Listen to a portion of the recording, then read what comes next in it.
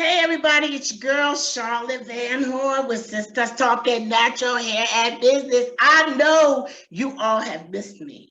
And guess what? I have missed you too. I know that we've had some reruns, but the reruns have been good, right?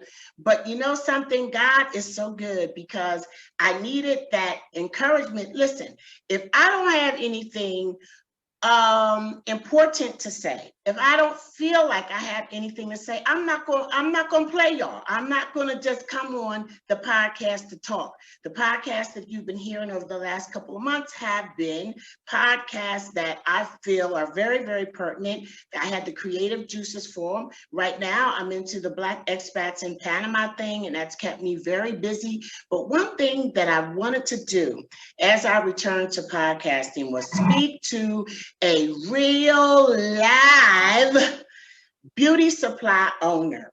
And wouldn't you know that I happened to meet one here in the Panama. And by the way, yes, I don't clown me. I'm recording from my office du jour. And so it's one of our guest bedrooms in our house in Panama. But that's all right, because the whole thing about it is that I look good, right? I look good, my guests look good, and we get ready to have a phenomenal conversation. So without further ado, I want to introduce my very special guest, Mr.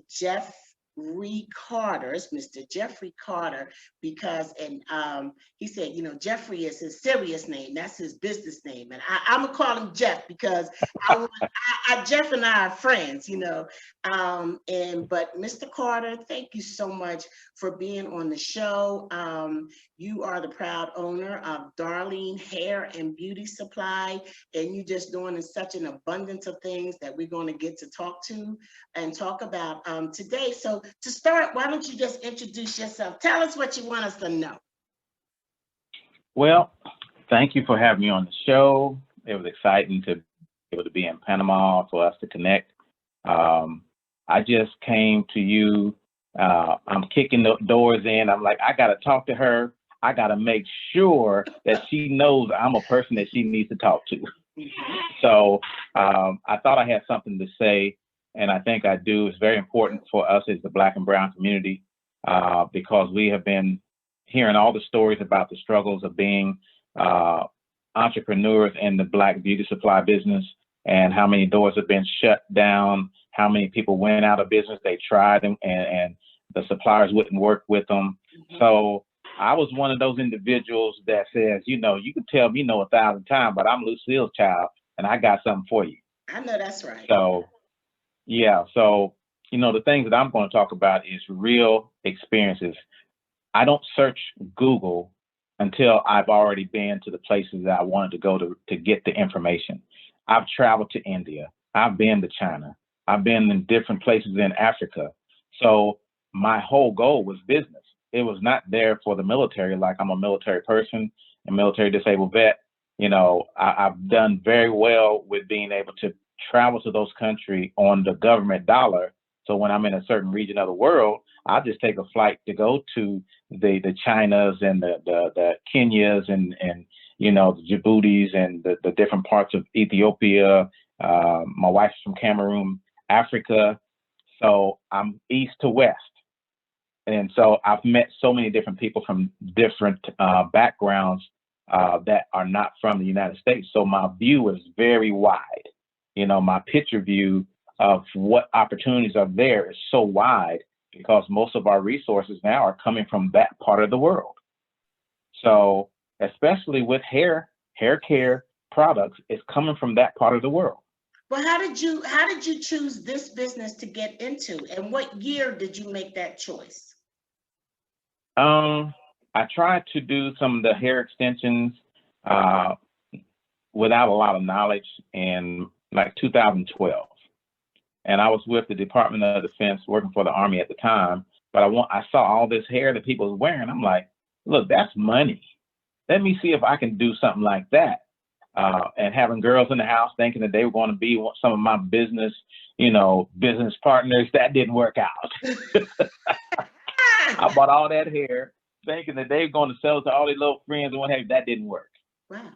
So it was So choosing me at that time. why you think that didn't work? So you went into the business and then you had some friends and you was figuring, you know, my friends is wearing all this and they can share it with their friends. Was it that you were having to sell it at a higher price and they weren't willing to pay, or what was it that you think they didn't come through? Well, I'm not gonna knock, you know, my black queens, but I have to say this: when you're talking about somebody's hair, that's personal, and they're not willing to change too many things from what they were doing before, you know, I come along. I don't care who you are. You can be daddy, and they ain't gonna change it. Daddy, I'm going to locks forever. I ain't coming to you. I love you, but that ain't gonna happen. And I realize that is what you deal with, you know, women in their hair. That's so interesting. it's hard to break through that glass ceiling when you come talking about a queen's hair. Yeah. So when you're talking about a queen's hair, but you're not just talking about a stylist, you're talking about a brand of hair. So, right? Is that what that you're talking about, a brand of hair? And so you see people have their preferences and that's it. Yeah, they're in that comfort zone, and you know, people don't like change. I never thought about it that way. And I thank you very much for bringing it to me because, you know, I think about it in the sense that I know that the clients that I have, you know, they come to Locks Forever and they would be very upset if they had to go somewhere else. I have clients that I've had for 8 years who have never had anyone else do their hair. I get that. But I guess because I've never been a wearer of other people's hair, that I didn't really look at it from that perspective. And what I thought you were going to say is because my product was a little bit more expensive, that's probably why they didn't go with you. So I'm glad you didn't say that. Thank you for that. No, and I do say this, you know, it's a learning lesson when you are in this industry. I don't care about the price of the product, because if a woman wants it, they gonna go get that money. I don't care what it is that you got and the price of it. If they like it, they gonna get that money. They gonna they gonna spend that bill money. They gonna do whatever it takes to get that hair or to get whatever it is they're after. I learned that in Chris Rock's documentary. That was something else I didn't know. I had no idea that people spent that much money on weave. I'm like, really? So like I said, I've never, you know, besides, you know, extensions periodically, I've never worn hair that wasn't my own. So this is all like such a great learning experience. But you said that, so you just saw it as an opportunity to make money. It wasn't like something that your wife was interested into, or you just saw an opportunity. No. Believe it or not, I'm always driven by the challenge. The money comes if you're good at what you do. I'm always driven by the talent. When I see that the industry is 20+ billion and we are not getting none of it, but we're wearing all of it. Yes. I'm that person gonna say, why not? Right. And why not us? Why not us? Exactly. So I took it as a challenge. Okay. So now let me fast forward. You started out with extensions, right? Yes. Okay. And so I got an assignment to work for the Department of the Navy because I've been working for the government for a while. I jumped and took an assignment to go to Bahrain, the Kingdom of Bahrain, which is an hour flight from Dubai. And when I got there, I was introduced to the business by one of the shipmates that was coming in. And, you know, he was telling me this young lady needed $150 to get her hair done. And I'm sitting over there, man, she getting you. Ain't nothing cost that much. Not in Bahrain. And then he said, no. So anyway, I did some research while I was over there. And what I learned is that, let me take that back. She needed 150 BD, Bahrainian dinar. Okay. That's $450 US. I had to rephrase that. That was Wow. Yeah, BD, break it. Bahrain. Do the what do they call it? The how the equation. What do they call The, when you transfer the the money? conversion. Exactly, the conversion. Okay, yeah. now that's a whole different story, right? Oh yeah. So when he said 150 BD, I'm like, what? So anyway, the bottom line on that one was, I'm like, if it's that kind of money in that, I'm over here trying to trade Forex in front of my computer all the time. I need to think about getting into that over here. Come on. And what I discovered, their hair is different than what Americans are buying. Mm. They're not buying the hair made in China. They were buying that pure Indian hair that lasts forever. The quality of it lasts forever. Those ladies can have that hair for years. They take it in and have it washed and have it sewn back in the same appointment. Boy, I'm just getting so smart. This is really good. But you know what? I need to take a quick station break, and then I'm gonna come back and we're gonna hop right back in there. Is that okay? Okay. All right, I'll be right back.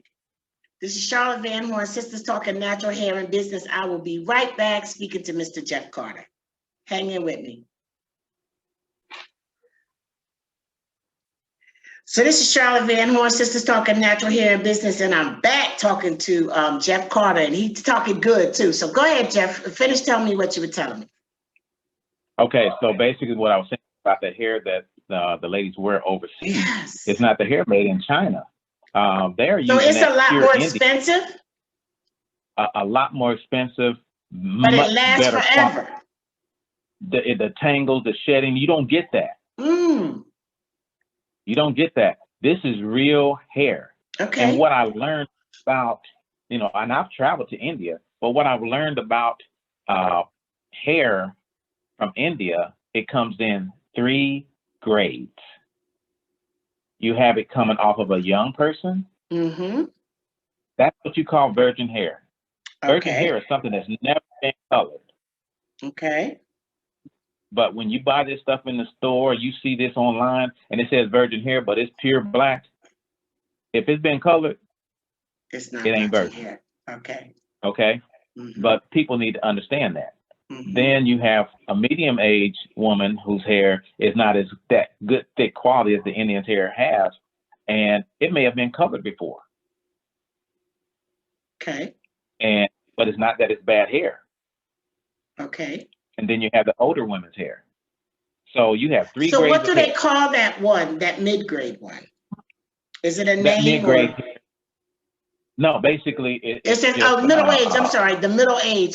So is it something different that they call? Like, how do you know if you're getting virgin hair or if it's from a middle-aged woman, excuse me, or an older woman? You'll tell by the color of the natural hair. The younger woman's hair is more healthier because it's never had any chemicals added to it. Okay. It's never been hot dried or combed or anything like that. It's just been washed and dried. So you can tell that by the cuticles all in the same direction. And then when you have the middle-aged woman's hair, they call it Remy. Okay. Remy? See, Remy, R-E-M-I. Okay. Remy. Yeah. So anything that's not virgin is Remy. Okay, I've heard that term. I'm getting a lesson. That's probably when it comes to that Indian hair, that grade is probably the more popular in the United States. No. It's not. It's not. That's the problem with the stylists in the United States are not the African American stylists are not used to that quality of hair. That kind of hair is a wash and wear, tangle free. Mm-hmm. Leave in conditioner and you're out the door. They used to curling and flat iron, and they're used to all Indian hair. You don't have to do that with. Okay. And they try to get that hair, and then they try to do the same thing they have to do with that Chinese hair. Okay. And then you don't have to do that. You don't really have to do that unless you actually want to flat iron it or curl it. You can color it, you can highlight it, you can do all that stuff to that hair without any issue.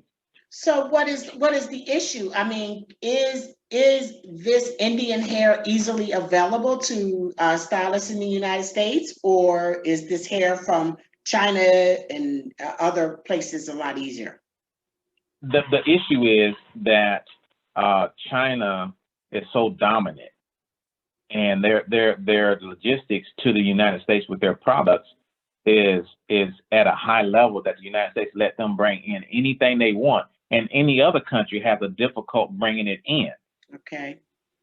China is sending big shipments, shiploads of them over here. Yeah. And wasn't that like a political move during the Nixon era that made it easier for them to do that? Yes. As a matter of fact, it started pre-Nixon. Wow. It was before Nixon. Okay. So that made in China move started back in the 60s. Right. Okay. Wow. Okay. Okay. So anyway, learning that lesson and being taught those lessons in Bahrain allowed me to say, I need to be into this business over here. And I opened up the first salon that I've ever had in Bahrain. You opened up in Bahrain? It's still open. Wow. I got there in 2016. So was it on the base? No, it's off the base. I'm in the community of Bahrain. So who did you oh my goodness. I didn't even you know what? Bam. So okay, so who did you get to work for you? How did you do that? Basically, I was staying at one of the 5-star hotels, and I saw this young lady standing outside, and she was one of the stylists at that salon. And I said, hey, she told me about the business and what have you. I said, not jokingly, I said, if I open up a salon, would you come and work for me? And immediately she said yes. And 5 months later, I had a salon. Wow. And I said, hey, I got the salon. I asked you, would you work for me? She said yes. And she's from Ethiopia, but she's an all-around stylist. She does everything: the threading, she do the hair color, she do the flat iron, she do the braiding, she does everything. And I was just lucky and fortunate enough to have somebody that I could trust to basically open up a business and manage it. That's amazing. That right there is big, because you're right. You have to be able to see. You have to be able to see and seize opportunities. And so many people just would have been probably just completely intimidated by the logistics of opening a hair salon in a foreign country, that they probably wouldn't even have thought to do it like that. That would be nice, but people don't even invest the energy in their mind. If you're not even investing it in your mind, it's not going to ever come to fruition. So that's amazing. So that was your first international salon. Okay. Okay. Yeah. So let me explain this a little further. The United States is the only country that Bahrain allows for us to open up a business in their country without being a resident. I didn't have none of that. That was my next question, because that wouldn't happen here like this in Panama. Panama is like, no, where you from? Where your mama and daddy raised you at? They are very strict about Panamanian citizens owning and having certain jobs and stuff. And I think salons is one of them. Yeah, and so that right there, I had to learn their visa system, the immigration system, the labor laws, so that I can apply for applications, bring people in from Africa, Ethiopia, Ghana. I was bringing them in there to work in the salon. So what year was that when you opened up the salon in Bahrain? 2016. That was 2016. So you had your first taste of this in 2012, and by 2016 you had your first salon open in Bahrain. That is still open. That's still open. Praise God. That's awesome. awesome.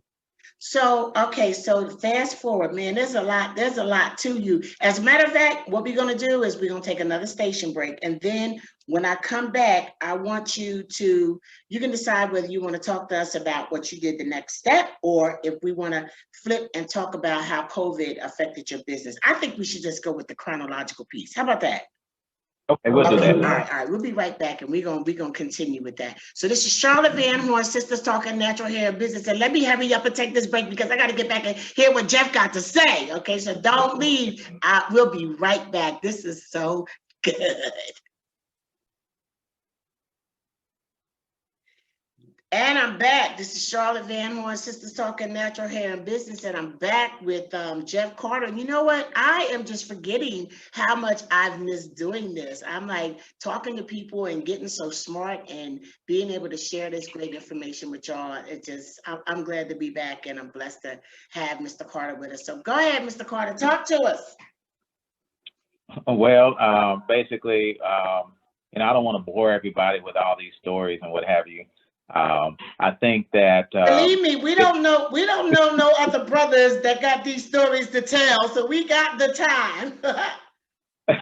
you need to consider. You maybe need to consider even I'm serious, like an academy, a course, or something like that. I'm serious. I mean, just the information that you're giving us today is going to be enough to stimulate the interest, or at least the idea that yes, it can be done. And when you've done it, you can talk about it. You don't need you don't need 1,000,001 degrees in it. If you've done it, you can talk about it. I'm a coach. I coach and I mentor. Didn't finish college, but guess what? I started a business. I took the business international. I own 4 trademarks under my name. And guess what? I can talk about it because I did it. So let's listen. Go ahead. Talk to me. So I got an uncle that tells me that we were born with a PhD. Okay. The Black people. Okay. That means poor, hungry, and determined. All right. We were born with that. I like that. So that's what drives us to do what we do. But I want to say this about the Bahrain thing, then we'll move on, coming back to the United States, migrating back to the U.S. Okay. What I learned is that counterfeit hair is a big business over there in the other countries, because China will counterfeit any product and put the name of the brand they're counterfeiting on the package, and you think you're buying an authentic package of hair, and it's some of their other stuff that they're making, all this stuff that make you want to do this. Oh, is that what that is? Oh, no. That's what that is. I saw a girl in the airport. She was talking on the phone, and I said, I don't even think she knows she patting her hair. And the white people was looking at her like, is she okay? I mean, really, if you could see yourself doing that, that's amazing. Oh my goodness, this is good. So you don't know that you're buying. China produces bootleg hair, just like they produce bootleg bags and everything else. Yeah, they don't skip hair now, so that's a big industry for them. That's interesting. So you get what you pay for. If you go on Amazon sometimes and you look at the reviews, when you're buying braiding hair or something like that, you will see that I bought this the last time, but I bought it this time, but it ain't the same. Because expression hair could be made by 1,000 Chinese manufacturers, and each of them will have their own different recipe in making that hair. The different chemicals, and most people don't know that. And so I learned, like I said, I got a PhD in hair while I was over there. I know that's right.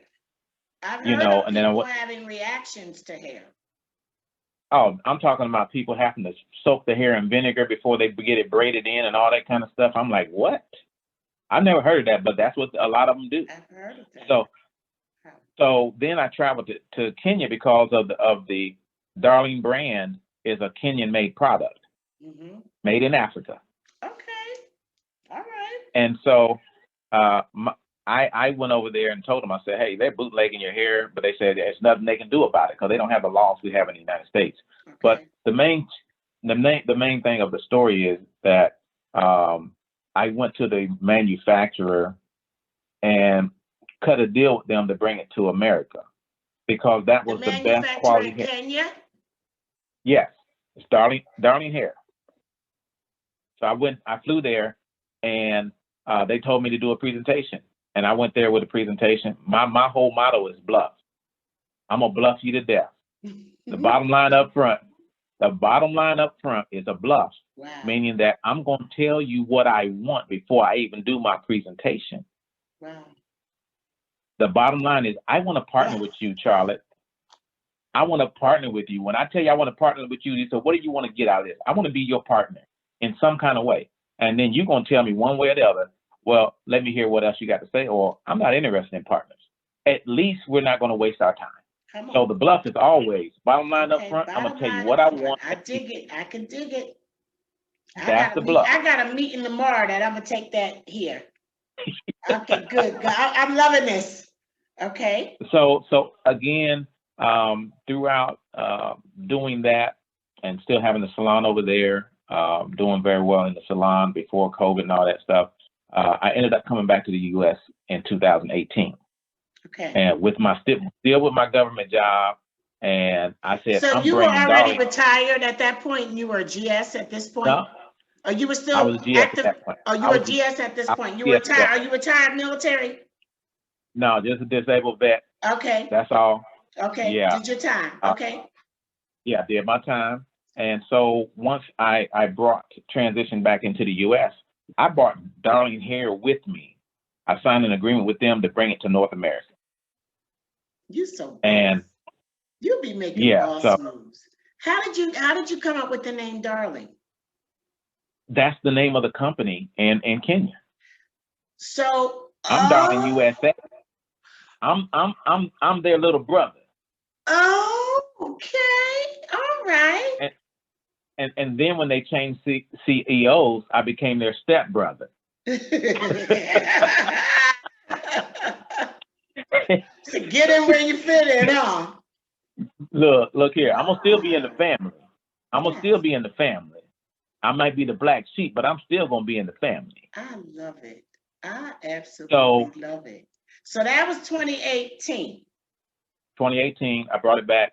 I went to Amazon, tried to put the products on Amazon, which I was successful at doing.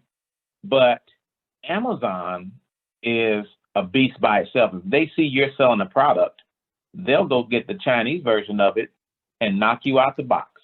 Don't talk to me about Amazon. I'm telling you, I had a business plan. I sent a suggestion, and they was like, "We like this. Give us a business plan for that." But however, they said, nothing here is non-disclosure. There's no such thing as sending anything to Amazon that is not could do what they want to do with it. And pretty much that's kind of what they did for me. That's what they did to me. But hey, something? It gave me an opportunity to really dig into making a proposal. I learned some things about myself. I was able to reach out. I started thinking about all the businesses that I've helped to develop their brands and to grow, and just started writing down names. And I was just blessed in my spirit as to how many names that I could write down, people that I've actually helped. And then I said, and I'm reaching out to every one of them and telling them I need a letter of referral from you within the next 7 days. And guess what? A majority of them had it for me. So now I have a whole big catalog of referrals from people whom I've helped them to build their businesses. And it may not have been nothing at all about Amazon. I think that's something that I could probably use later. So, okay, I digress. So, okay, so when you went to Amazon, that didn't happen. It wasn't. It was nothing but a money bag for them, and it was not for me. It was a loser. But I learned a lot about how to do it, and I said next time I'll have my own website. And so I started building my own website. And once I decided to get my butt back home to Texas, because working for the government, you got to go where the job is. Right. And so it put me in Denver, Colorado. And I was up there 1 year. And then I brought Darlene from there back home to Texas. And I said, before I made the move, I went to the Army Air Force Exchange and wanted to get my products in there. Okay. And the thing about it is, we did not have a category in the Army Air Force Exchange. When I say category, there's no search engines for ethnic, there's no black and brown, there's nothing about us for the Army Air Force Exchange, which is the United States Army and the United States Air Force, who we serve in uniform, but they don't pay attention to us as consumers. Mm-hmm. And so when I went there to them in 2018, they basically thought it was a good idea. You know, they wanted to be able to check that box, but they didn't really know that I was like a German cockroach. When you let me in, it's going to be hard to be out. So we don't die, we multiply. There you go. There you go. There's nothing they could do with me because I was checking the box. And if you do something to me, you're basically doing it to all the black and brown people in the military, saying we don't want you. Yes. But I'm there for them. I'm not here for you. I'm here for them. So I made the agreement. I started setting up hair This is at Fort extensions. Hood? Was this at Fort No, that Hood? was before Fort Hood. That was before Fort Hood. Okay. I was at Randolph Air Force Base. I was at Lackland Air Force Base, bringing the hair extensions to the military in those two bases. And I was supposed to go to Fort Sam Houston, but the Air Force it's not a good fit. So I said, I have to fit my products to the demographics. The demographics of black and brown people have to be there for my business to grow. So what you saying? Jeff? What, you saying what, it wasn't, what, you wasn't, you talking about the Air Force, Alfredo? No. So you saying that the Air Force demographics was different? That's an interesting point that you're making.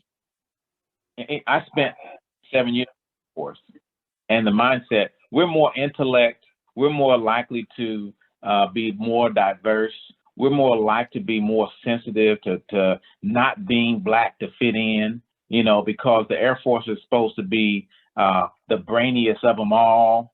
You know what I'm saying? And so we're more likely to blend well or just kind of fit in with the white way of living. And, you know, you don't want to be that one that stand out with the natural. No. You still patting it down with your stocking cap. Yeah. You know. Mm-hmm. So it was not a good fit if you're looking at the black and brown community. So I just said no. I said I got to get to an Army base because I know my brothers in the Army. My brothers and sisters gonna represent. When they see me, it's like Wakanda forever. Yes. And I was right. So when they saw me, they said, "Oh, my brother." Yes. They embraced me. You know, like I was a king to them. And that's when Fort Hood came into play. Okay. 2 months after opening in 3 weeks after opening in Fort Hood, COVID-19 started. Okay, that's leading us in a good direction. And so tell me about how COVID-19 affected your business. In a positive way. Okay. I think I'm probably one of the few people that was able to hit higher levels of success during a pandemic. Okay. Than anyone else. And that was an amazing thing to me because I sat there at the beginning watching Governor Cuomo brief every day, every morning about the COVID situation in New York. And he basically was complaining about. Were you in Fort Hood at the time, or you weren't there yet?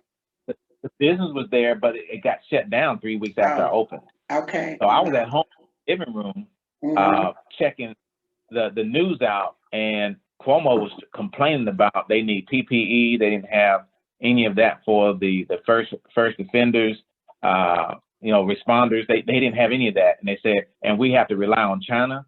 America's not ready. So I got blessed with one of my hair suppliers. Called me on the phone. Well, you're military, Jeff. We got 200,000 of 3-ply face masks. Do you think you can do something with them? Okay. And I'm like, give me a couple of days. I went on the government the gov. USA .gov. and went on for PPE, and I looked for the contracting officers that were buying it. I was looking for their email addresses. So I compiled those email addresses for the VA hospitals. And then I sent out my bluff, the bottom line up front.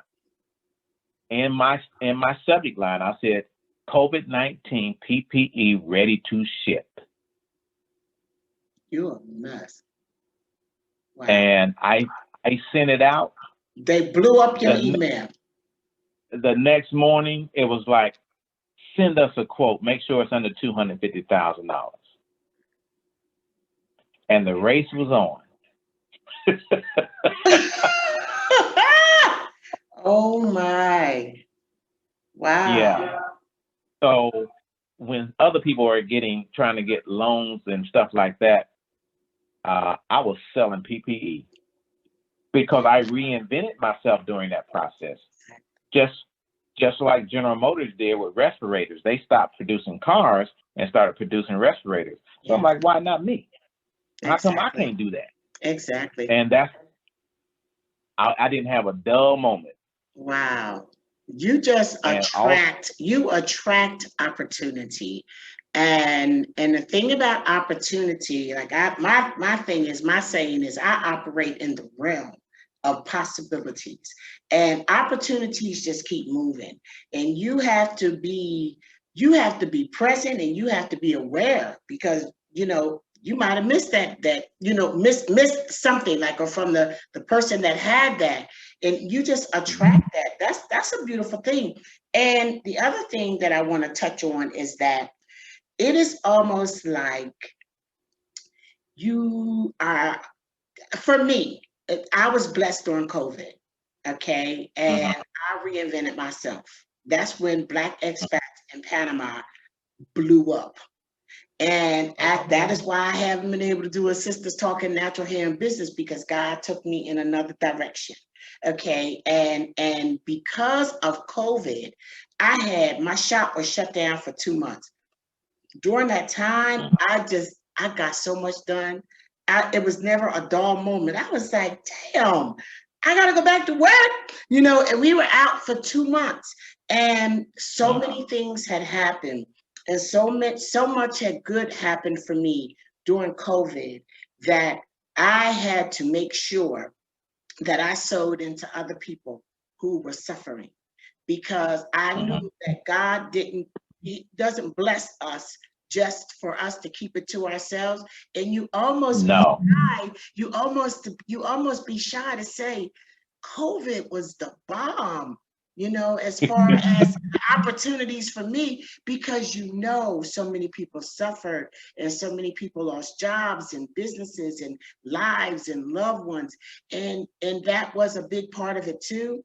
But to be honest with you, COVID was a reset for a lot of people. And it was for that person that could see the next thing. It was a gold mine. So I hear you, and I congratulate you on your success with that. So now we need to get to Fort Hood, and then I might have to do a part 2 with you. We need to get to Fort Hood, and then we also need to get to Walmart. Okay. Yes. We need to get to networking and just talking to us about how you were able to get by some of the pitfalls. And it seems like to me that the thing that you did was you went around China and you went to Africa. Is that part of your success? Is that you didn't, because you partnered with Kenyan manufacturers? Was that like a big part of it? It was the biggest eye opener for me, is letting me know that China stole the synthetic hair business from Africa. They were doing it first. Wow. So I learned the history of it. And I wanted to bring that history to America, but America is not ready to hear something like that because they don't want to believe it. They want to keep doing what they're doing because, oh, this is just another black man trying to sell me a story. No, I'm giving you some history. Yeah. I'm giving you something that you can stand on. And I'm ready for it. I'm ready people, for it. And Jeff, let me tell you something else. That when COVID hit, I think that we had COVID, George Floyd, Karen in the park. All that on one day. I mean, COVID was already ramped up, but the George Floyd and Karen in the park on the same day, there was something about that. And I remember when Gayle King said, I don't know, the news is too much for me today. And I felt her. I felt her because I was thinking, this can't be happening. This is too much for me today. And I think it was a lot for a lot of people. And I think that if there was ever a time that we're willing to listen to what you have to say, that it is now.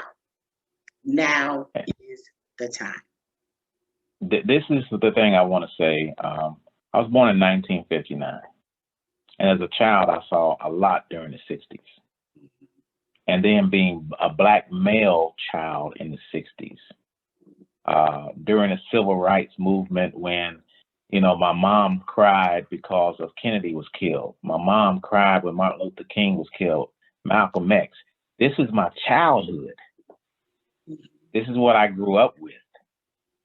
They've been having their knee on my parents' neck all this time that I had to watch. They tried to do it to me, but I said, you got to fight on your hands because I'm different. I'm different. I'm going to find a way to beat you 10 ways to Sunday at your game. Yeah. And I'm going to do it with your money. How about that? You won't give it to me.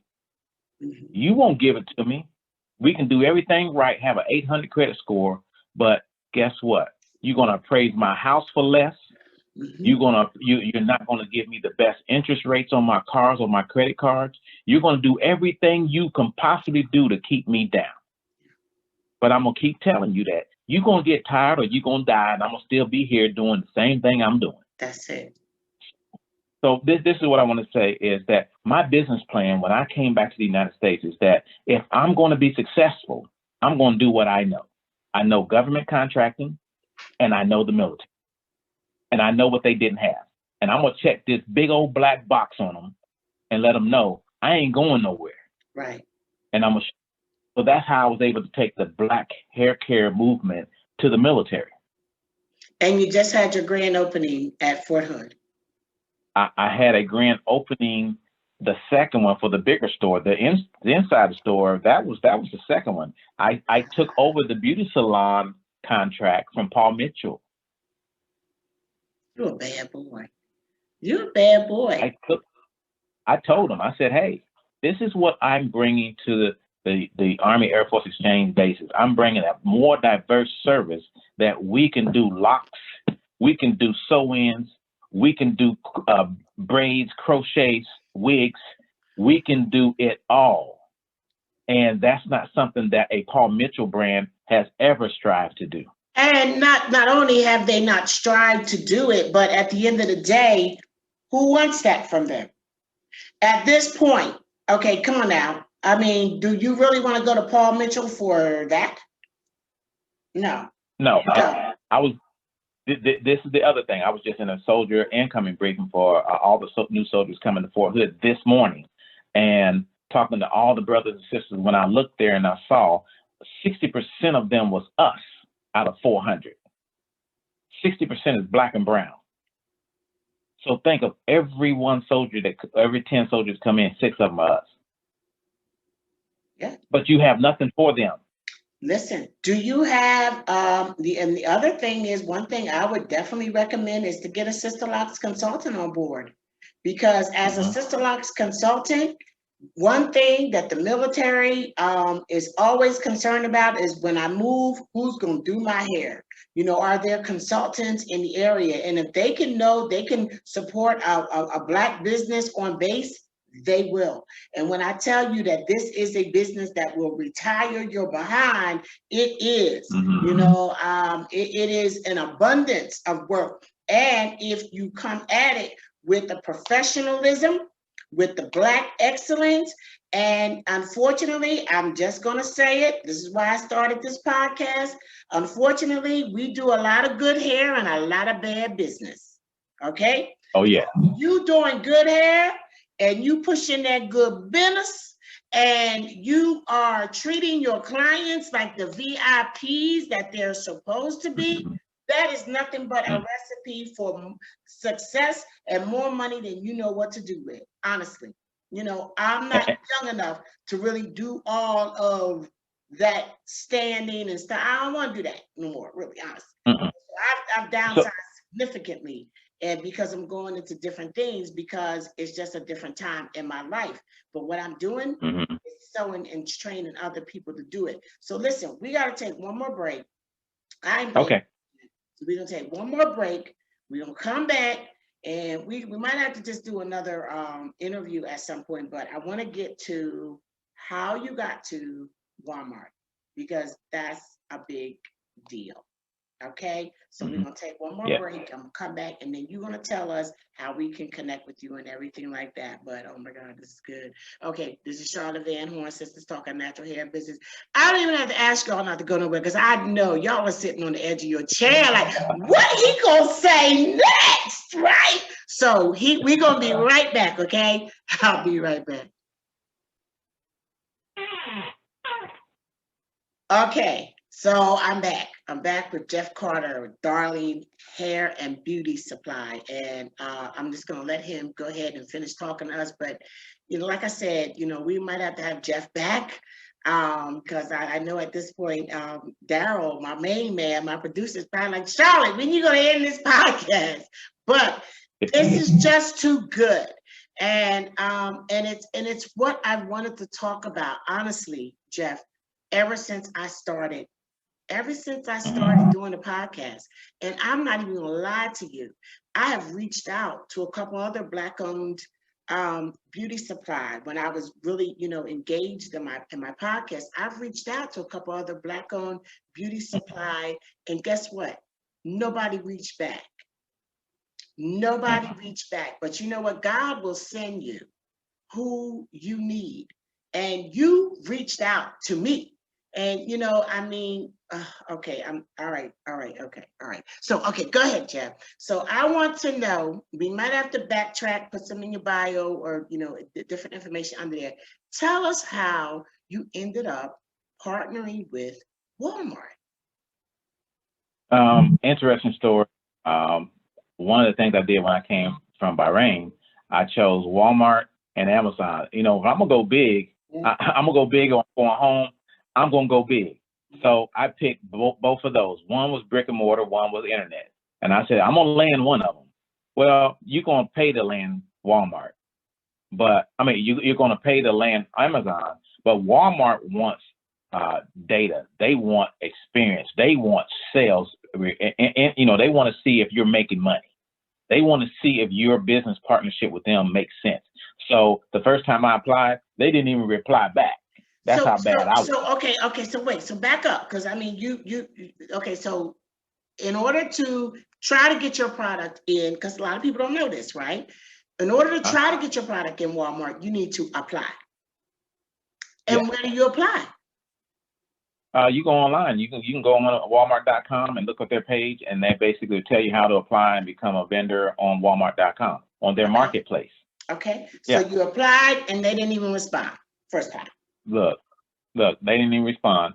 Then about a year later, I tried to respond. I tried to reach out to the lady that got Patti LaBelle sweet potato pies. Patti pies. Yeah. I try to get Patti, you know, her to kind of lead me in the right direction on LinkedIn. Did you know her, or you just decided, let me check with Patti's people? Did I know you? Well, I ain't exactly Patty's people, but I'll take it.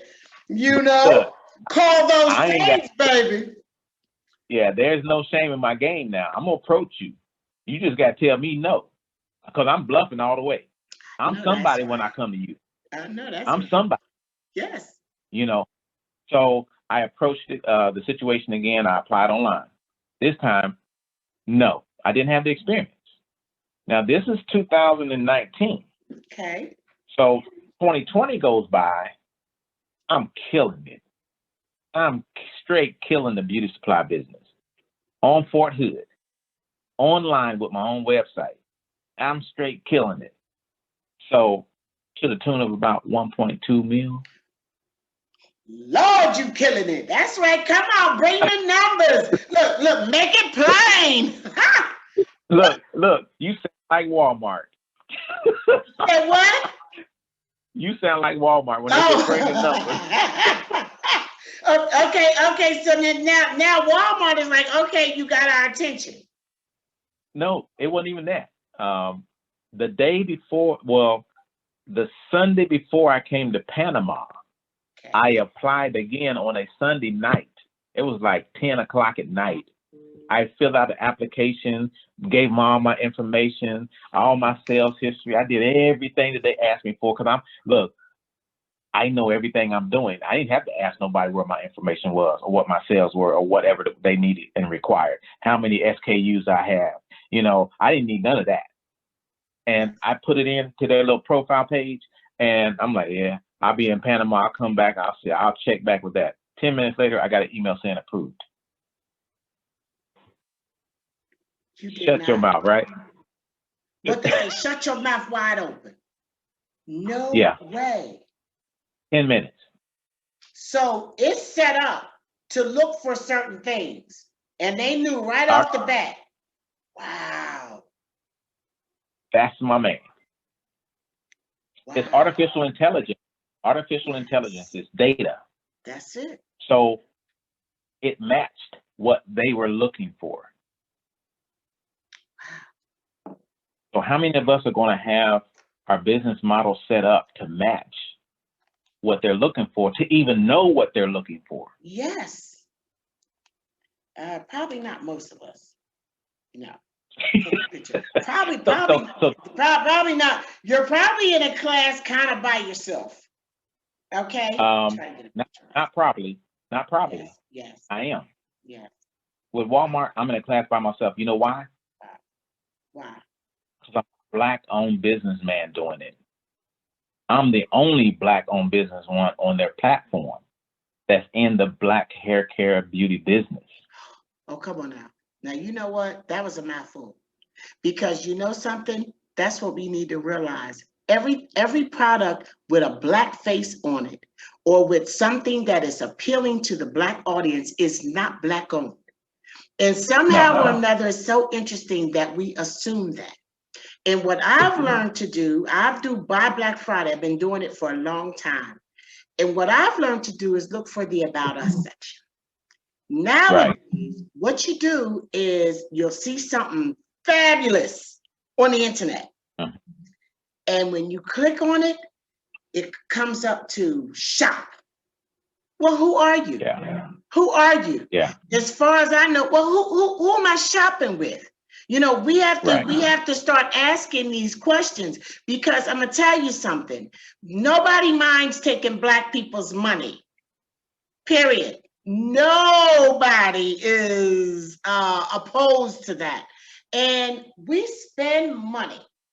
And at the end of the day, I want to know who you are, because we could be supporting the KKK.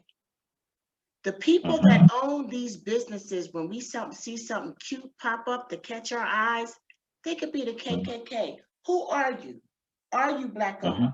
That's why I'm telling you, we're asking these questions, Jeff, and that's why it may be the time for them to hear you, because we got a different perspective.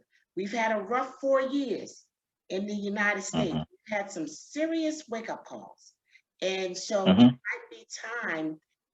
might be the time for us to really hear you. So, okay, so that's how you got into Walmart. Was that the hair only, or was the products that you have as well? All the products in the store. We have over 5,000 products that is for Black and brown people in our store. From the hair care products to the wigs, the crochets, the everything of the extensions, the wet and wavies, whatever it is that you feel that you have a need for. If you can't find it with us, that means you ain't trying to find it. So I'm able to check a box that Walmart, if they had our store, our products in their store, they would need a whole aisle and more for the products for us. So that shows you that we've been giving all of our money to the agency for these products. And what if we gave all that money to ourselves to sell ourselves these products? That's where the networking come in at. But let me do the Walmart real quick. It's gonna take me 30 seconds. Walmart was, I applied on a Sunday, and by Thursday at 12 o'clock, my products went live on Walmart.com. That quick. I wasn't expecting it to go that quick because they pulled all of my products from Shopify into Walmart's platform. More than half of them had errors because they want you to set it up a certain way, but over half of them, 2,500 products, got in Walmart. They went live at 12 o'clock on Thursday, the day before I came to Panama. By 12:02, my email lit up like bing, bing, bing, bing, bing, bing, bing, bing, bing. This is how many orders came in from Walmart.com. No advertising, no nothing. No advertising. And I'm sitting up there, what's all these emails? I looked at my email. They were orders from Walmart. Now, 4 hours later, I get an email from Walmart saying, oh, you are live now on Walmart. I'm like, you don't have to tell me now. You're 4 hours late. So the power of Walmart, I went to them. Your business plan has to match your target audience. I wanted to get the person that may be 15, 20 miles away from Walmart, in the country, in Alabama, in South Carolina, Timbuktu, Ohio, or Michigan, or somebody in New York City. I'm trying to reach that customer base who can want it shipped to their home.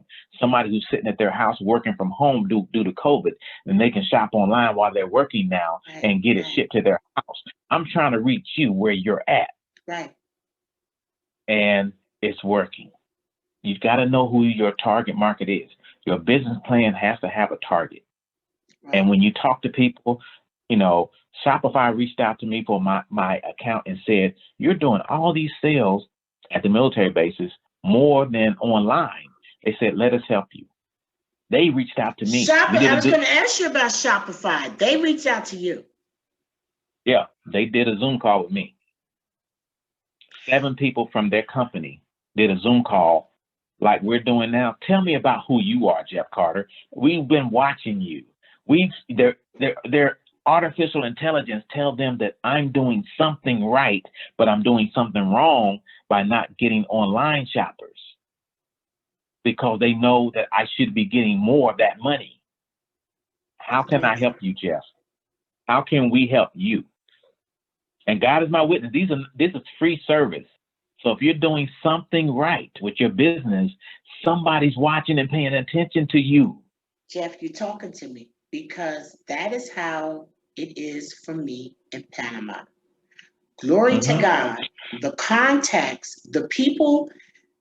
I told my husband the other day, I said, Alfredo, people that are coming to us that want to sit down with us are owners of hospitals, medical, major developers. I can't even say publicly the number of meetings that we've had. And it's because people are watching. And I can tell you, people are watching and they say, something's happening there. And they're not shy, because when they get us into a meeting, because I'll take your meeting, but when they get us to a meeting, they say, what you're doing is smart. And so I'm wondering also if you talk about COVID and how COVID affected so many different things. The Black market right now is prime. And I think that the Black market is prime. I believe, Jeff, that it is because we are more, like I said, it's the time. We are more aware. People have all of a sudden, I mean, when George Floyd, met his demise under that man's knee, it was like America said, well, what's going on? I mean, is this police brutality? I mean, you were slaves? You know what I'm saying? Systemic racism? I mean, what's going on? And all of a sudden, there was a lot of attention on Black people. I'm not talking brown people right now. I'm talking Black people. And I'm wondering, because what people see is success, potential success, or money. And if you ain't bringing none of that, believe me, if you're not bringing none of that, they're not pursuing you. So we know why. The other thing too is, I'm glad you bring that up. So if they're watching the positive things, they're also watching the negative. Yes. You calling yourself a business person, they're seeing what you're putting on your Facebook, your Instagram. They're seeing the unprofessional side of you. Yes. Keep your unprofessional side off the internet. Keep it off. And anybody that you associate, keep it off. One thing I always did when I was traveling around the world in the military with the government, I block. If you're not my friend, you can see nothing on my page, because those superiors are watching me. They're checking my social media. They're checking all that, because you know why? They don't want me in a leadership position if I'm not leadership quality. Yes. And Walmart don't want to get in bed with you if they see what you're doing otherwise. Yes. And possibly what you might be doing otherwise with the money you're going to make with them. That's true. That's true. Now, for me, and being in my business, I don't friend people I don't know.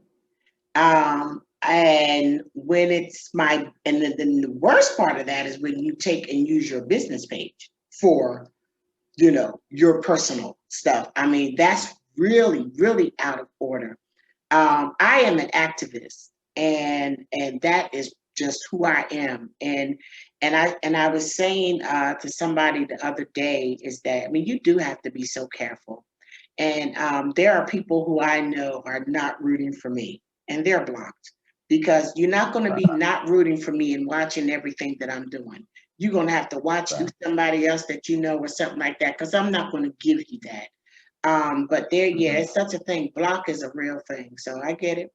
So congratulations on your Walmart. And that's something to share. I'm happy to be able to share your platform, because it's a platform of women and probably some men out there that may have a spouse or somebody that they can share this with too. But it's so important for us to continue to listen to those who have the experience that can tell you how to shortcut your adventures, especially when you're investing your money. Nobody has a problem with you losing your money and going out of business. They could care less. I don't care what color you. They're not going to support you. What I don't like on a business page is this. I'm not looking for your thumbs up.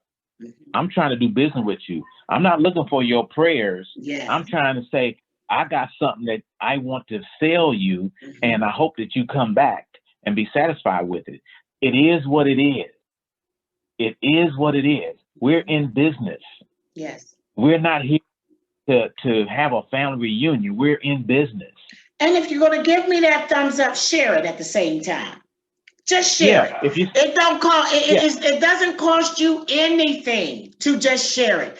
I share stuff and I put, I try to say something about it. Like, we need to be supporting Black business or something like that. But guess what? If you ain't got time or the words for all that, just share it. I mean, that is just such a service. That is how we grow. That is how we network. And so you were saying that pretty much, is that the thing that you need more of, networking? Yes, you have to network. because in my industry, the beauty supply business, you are fighting a giant when it comes to those Koreans and Chinese. They have the capital and they have the product. What you have to do is figure out a way to get the product so you can make the capital. Okay. And it's not about talking about them and saying they ain't no good and nothing like that. Mm-hmm. Look, you got to go there and treat them with respect from a distributor standpoint and let them know, hey, this is what I would like to do, and I can get the products from you. And you go in there showing that you're professional. You're going in there. You're not buying $500 worth of product. You're going there buying $5,000 worth of product. Right. Just letting them know you're serious about what you're doing. Right. But don't just buy any. So let me ask you this. So so with your model, say if I am a Black-owned beauty supply or whatever owned beauty supply that can use your products, do you have a wholesale or distributor situations with your products? Like, can I order from you as a vendor? I would probably say I'm the guy that will turn you on to the distributor.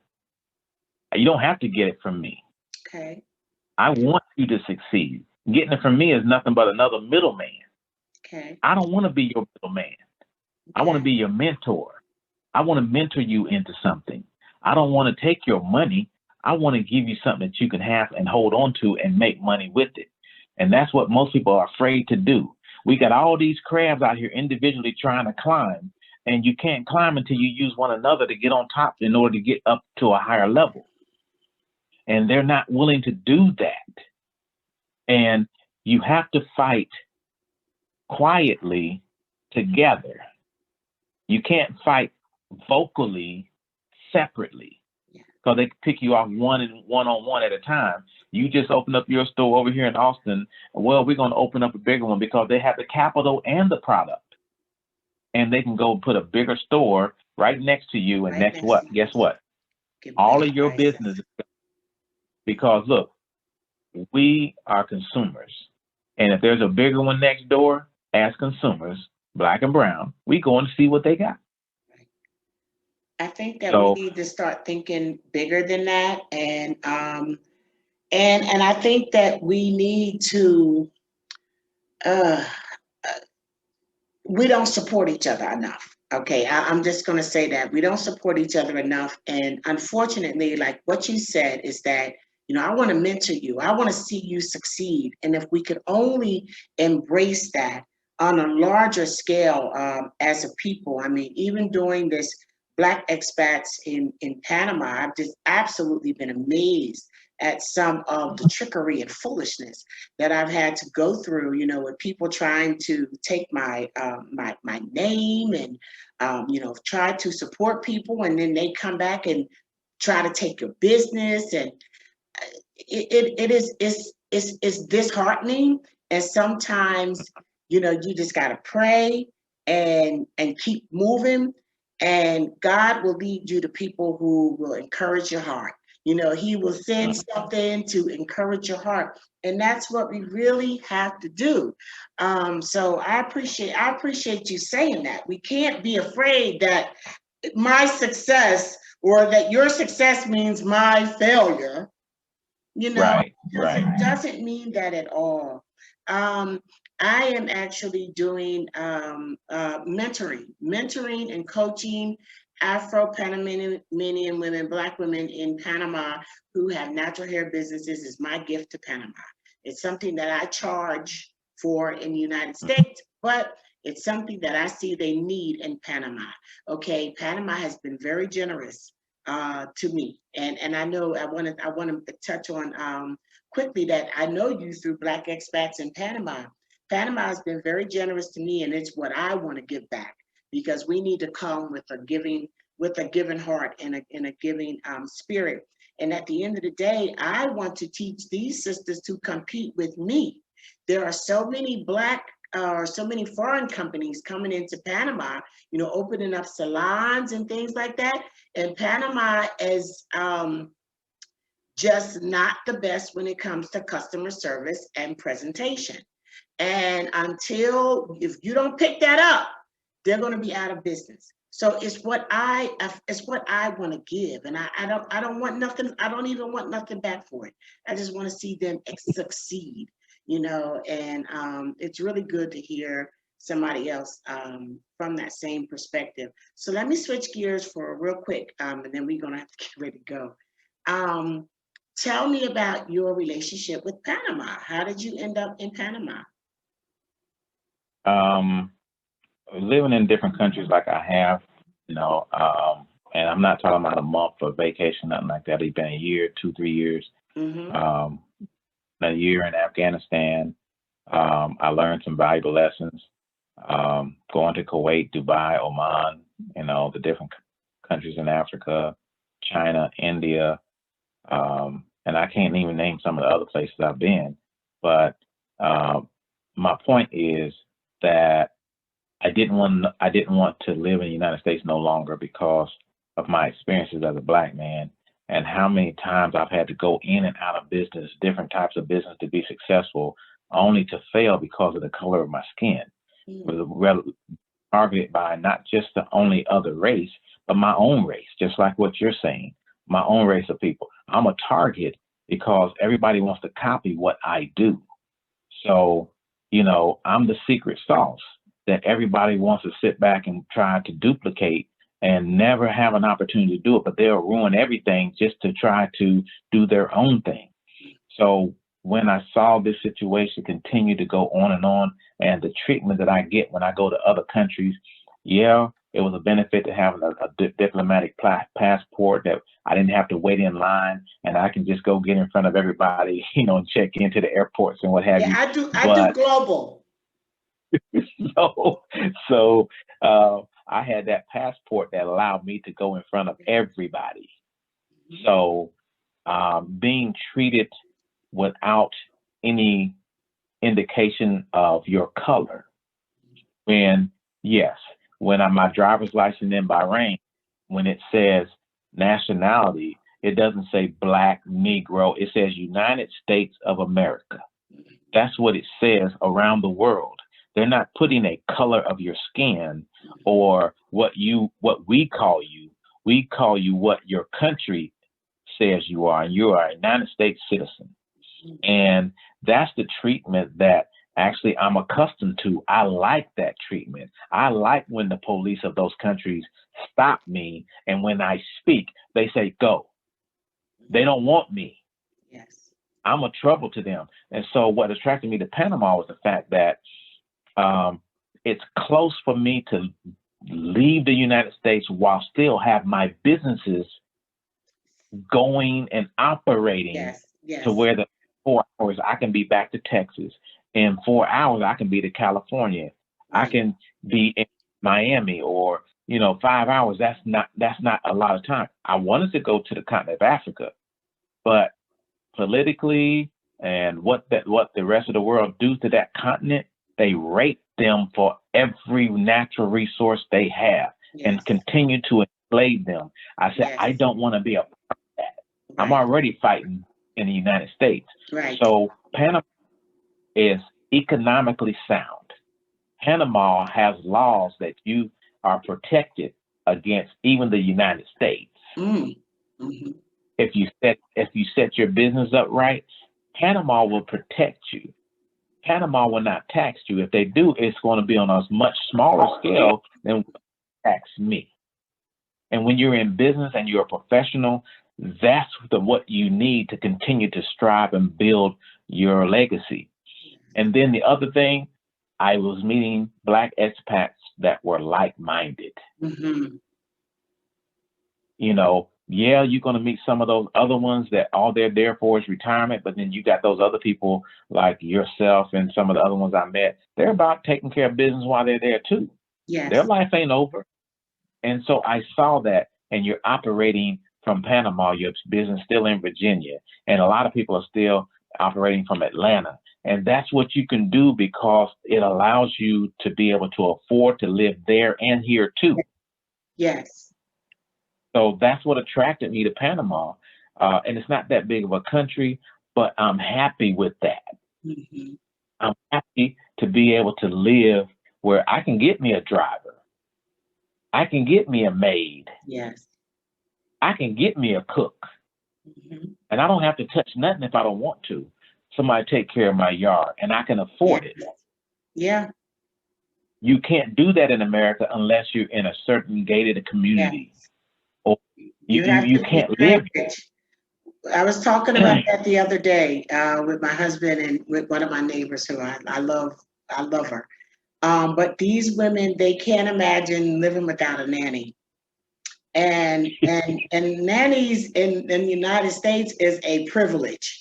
You know, I say, wow, it's amazing because in the United States, you can be a single mom holding down a job and a half, getting the kids to soccer and school, and you know what I'm saying? All of these other things, making sure dinner is made, and you ain't got no nanny. You don't have the privilege of being a nanny. And some of these people, they're not No, rich, but it no. is something that you can have here, and you can have it or not. I mean, it's up to you.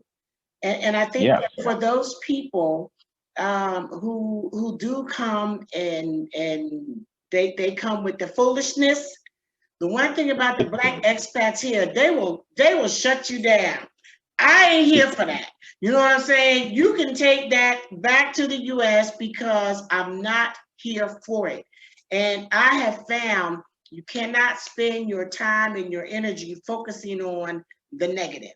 So it's very seldom that you'll hear me complain about some of the things that I go through as far as even being the founder of Black Expats in Panama. It is like some people don't have an original idea in their head. And instead of them wanting to work with you, what it is, and I posted something about this a few days ago, it's unfortunate when you build your thing one person by another relationship, you build it, you create a community, you create a support system, you provide resources, you cast your bait, and then all of a sudden you have a school of Yeah. fish. And then here comes somebody with a big ass net. Bam! You done all the work. You done cultivated Yes. all the, I'm just saying. You done cultivated Right. all the relationships and put all the sweat into it. And here comes somebody with a big old net. And you know what I say? I'm the kind of person that, will you please just ask me for a fish or two? Because I Right. will probably give it to you. You know, but when you Right. come and you come wrong, then I'm gonna have to block you. And I'm gonna have to shut you Right. down. And then people gonna say you ain't here for the black people and this and that. But it's not that. People can say whatever they want to say. But at the end of the day, we need to be here to help each other. And I'm glad that you're here. One more thing. Oh my goodness, we gotta go. You have an ability to serve people in Panama with your products, right? Correct. Yes, How I does do. that work? They can actually go on my website, www.darlinghairkenya.com, and you'll see the big emblem Panama. We ship to Panama, and we have actually drivers ready and standing by that when your product hits Panama, they can bring it to you. They'll contact you and bring your product right to you, just like the mail. That is so awesome. That is so Now, awesome. I did it while I was there. Wow. That's because that's kind of outstanding. And I guess you gotta live in Panama to know what it's like to get certain things, delivered or in the mail to understand how huge that is. I mean, really. Hmm. So I mean, kudos to you. I hope that when you're back and that we get to meet soon. I hope that you're a neighbor. And can you just tell us, we may have to come back and do this again, but can you just tell us how we can support you and how we can find you Hmm. to do so? Well, basically, how you can support what I'm doing is it's just bigger than me. If you're doing business with me, you're probably doing business with 10, 12 other smaller Black-owned businesses because I support them. I want people to be able to go directly to our website. If you don't trust my website, go to Walmart because, Walmart is something that they're basically solid. You know, if you buy from Walmart, if you buy my products there, you're protected. You buy them from me, it's the same thing. It's the same exact thing. So I tell people, you got to be able to support and trust the people that come to you to try to network with you. But the military says you trust them, but verify it. Mm-hmm. Trust but verify. Trust but verify. So if it's too good to be true, try to verify it. Mm-hmm. Don't be scared to ask. And right. I'm just saying that you've got to open your mind in order to change your ways, to change your life. Be willing to change. Be willing to let all that negative energy go so the positive energy can come out. Because if you're negative, positive things won't come to you. But if you can learn to say, open your mind up to say, I got to change. Look in the mirror one day and just say, I need to change who I am. That'll preach. That'll preach right there. It really is true. And I think that so much comes to you, you know, because you have a PhD, but also just because of the positive energy that you emit, you know, because what you do comes back to you, and karma is real. Yeah. And that's just, I could say, the only thing you can do is just say, when people say, oh, is this your real phone number? Yes, I answer my own calls. It's not something that I'm going to give you a number where it's going to go somewhere else. I answer my calls. So I want people to know that if you send something through my website, and I'm going to see everything that comes through. Mm-hmm. I'm going to see everything. And if you bluffed me, meaning that you said something that I want to reach back out to you, the bluff is bottom line up front. What do you want? If you bluff me and you're a good bluffer, I'm going to call you back. Mm-hmm. That's what it's all about. You got to be willing to network. If you're not doing it, share it with somebody else. Yeah. Share it with somebody else. Let me, I gotta go. But I want to tell you this too. I'm going to be speaking with an activist in Panama. We're having our first meeting on Sunday. And she's going to connect me because, you know, I do mentoring and coaching here for Black women in the natural hair business. And she's going to connect me with, you know, a group or people that need and want to do better. And I told her, I said, you know, there's other expats that would probably be more than happy, you know, to share some of their knowledge and wisdom about, you know, different things within the industry and the business. And, you know, and talking to you, I bet that you would be one of those persons that would be willing to come and speak to, you know, women that want to do better business and to learn better ways of doing things with you. Correct. And the other thing here, just on a hair care product knowledge, hair care products have a shelf life. Mm-hmm. Yes. That it gets old. Yes. The longer it stays on the shelf, the less effective it will be. Yes. So some of the competitors will sell you some old stuff. Mm-hmm. And you say, oh, that wasn't good. But you got to start looking at the product purchase, you know, production dates on those products. Yeah. If you have to open up that jar and look at it so you can look for yourself. So those are things that you learn the hard way. Mm-hmm. And you're wasting your money on. How many of y'all have a cabinet full of different hair care products in your bathroom right now? Just raise your hand. Yeah. Matter of fact, you don't have enough. Yeah. Because you done bought stuff. They have, I have 4 products, and all of them are natural products. So, yeah, the shelf life, especially if it's natural products, it's even less. Right. So it is something that you do have to consider. I actually have a product called, that I invented called No More Tenderheads. And No More Tenderheads is a combination of about 5 essential oils, aloe vera, gel, and distilled water. That's it. And you massage it onto the scalp before manipulation. And it is like magic. And I came across that. I came up with that idea from working with people with tenderheadedness, because it was just like an issue for me and an issue for them. And I was like, we got to figure something out, or we gonna have to break up. And but that is, I don't make a lot of it at one time because the Right. life for, you know, especially the natural products, it's not as long either. So, but well, listen, it has been wonderful talking to you, and I look forward to seeing you in person on this side, you know, real soon. Definitely. I'll keep you posted with the opportunities to share the wealth of knowledge that you have with some, you know, deserving sisters over here. And just, you know, from one sister in the business to a brother that's like blown up the business, like congratulations.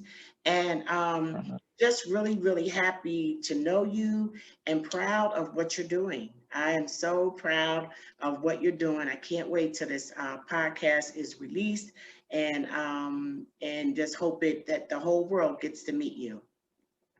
Well, you know, basically, it's all about what we do to affect others.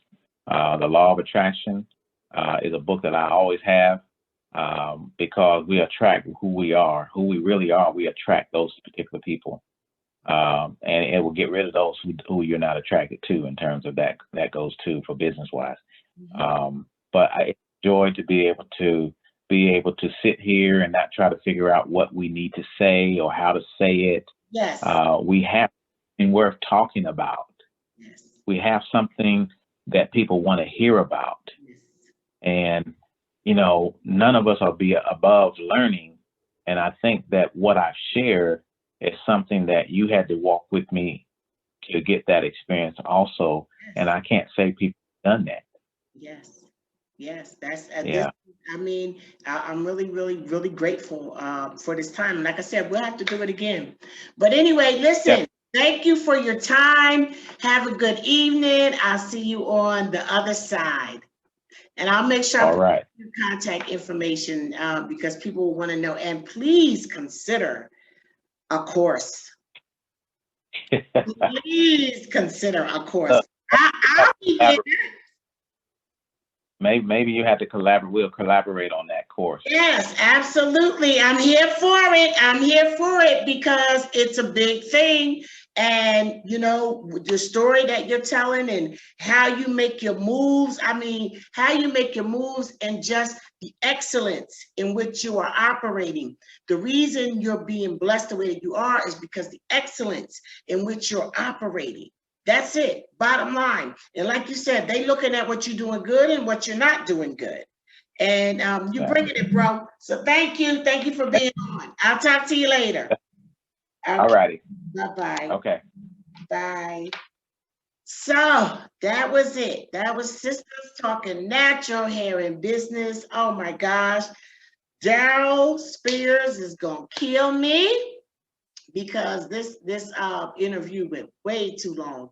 We may have to break it up in two parts, but I just want to say, you know, thank you all for always being supportive of whatever I'm doing. I want to ask you to support this brother and other Black business owners that are doing good stuff. Even a share, you know, like we just said, and you know, come up with your own ideas. You know, stop trying to just be that person that is just here to take, take, take, take, take.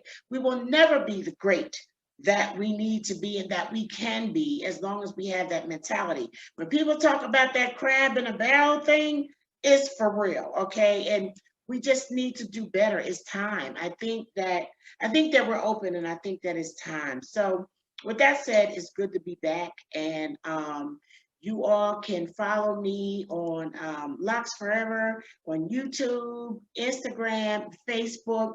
If you go to my Locks Forever in on YouTube now, you're going to see a lot of stuff on there about Panama because that's kind of what my life has been over like the last year. Things have just absolutely exploded for us here in Panama. We're doing Black culture and relocation tours to Panama now, and we are doing some things that nobody was doing before us. We are actually taking you to Cologne and Portobello and showing you the Black history of Panama. We are showing you some places that you might want to live. We are partnered with the biggest developers in Panama, making sure that you get the best treatment. And it's just an experience that it's the Black history of Panama. It's the West Indian Museum. It's learning how the West Indians, built the canal, what their life was here, and learning the true history, because a lot of times we get a history, but it ain't really our story, okay? So that's what I've been doing. And then when I happened to, meet Jeffrey Carter in my group, and I'm telling you, Bluff, he got all that going on because he is definitely about his business, and I'm so glad that I took the time to learn more about what he's doing. He is more than just a hair and beauty supply owner. I mean, he is a boss. He is a boss, and I think that we can learn a lot from him. So with that said, I'm glad to be back. And as always, I want to thank my main man, Daryl Spears, just the best producer and business supporter ever. I want to thank him for the work that he does in producing my podcast. I want to bid you all a good night. And as always, love your locks, love your looks, love yourself. This is Charlotte Van Horn, Sisters Talking Natural Hair and Business. And I just want to say, I missed you, but I'm back. Mwah. Love you guys. Thank you for real. Thank you.